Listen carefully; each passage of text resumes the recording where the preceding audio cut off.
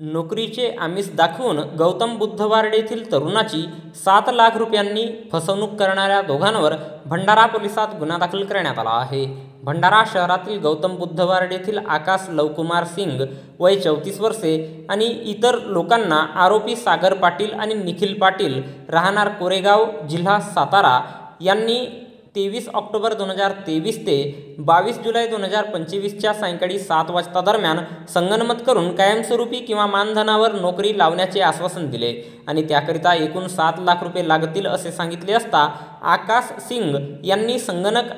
ICT शिक्षक संघ संघटनेतील सदस्यांनी वर्गणी करून एकूण 7 लाख रुपये दिले असून दोन्ही आरोपींनी आकाश आणि इतर सदस्यांना नोकरी न लावून दिल्याने आकाश सिंग यांच्या तक्रारीवरून पोलीस स्टेशन भंडारा येथे गुन्हा दाखल करण्यात आला असून या घटनेचा पुढील तपास पोलीस उपनिरीक्षक फताडे हे करीत आहेत। तर याबद्दलची माहिती भंडारा पोलिसांच्या वतीने दिनांक 24 जुलै रोजी सायंकाळी 5 वाजता दरम्यान एका प्रसिद्धी पत्रकाच्या माध्यमातून देण्यात आली आहे।